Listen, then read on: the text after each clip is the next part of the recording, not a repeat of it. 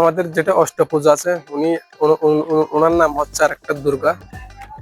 এই দুর্গা মুক্তি আনা হয়েছিল নেপাল থেকে যখন নিয়ে যাচ্ছেন এখানে মা জাগ্রত। এটা হচ্ছে জাগ্রত প্রতিমা, যার কারণে পুরো মহেশখালীতেই আর কোনো প্রতিমার বিসর্জন দেওয়া হবে না, প্রতিমা নির্মাণ করাও হবে না।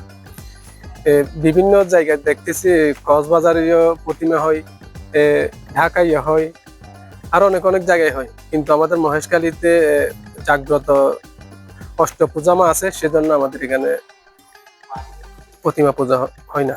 প্রতিষ্ঠা করে পূজা করা হয়। এটা শারদীয় এবং বসন্তে। এটা হচ্ছে 5 দিনের জন্য, ষষ্ঠী থেকে দশমী পর্যন্ত। দশমীর দিন এটা বিসর্জন দেওয়া হয়। আর যেটা হচ্ছে প্রতিষ্ঠিত প্রতিমা, এগুলো বিসর্জন হয় না। এটার উপর আপনার ষষ্ঠী থেকে দশমী পর্যন্ত পূজা করা হয়। সেই কারণে যেটা প্রতিষ্ঠিত প্রতিমা সেটাতে বিসর্জনের সিস্টেম নাই। তারপরে প্রশাসন থেকে ইউন সাহেব তো রেগুলার আসা যাওয়ার মধ্যে আছেন, যদিও ওঠেননি, এখানে উঠবেন। তারপরে বাংলাদেশ কোস্ট গার্ড, তারপর ইউনিয়ন পরিষদ থেকে, বিভিন্ন জায়গা থেকে সহযোগিতা আমরা পাচ্ছি। আর আমরা যেটা একটু একটা সমস্যা পড়ছি সেটাতে সরাসরি জানিয়ে দিয়েছি, ওখানে ওনারা সেই সমস্যাটার সমাধান করার জন্য ওনারা রানি আছেন।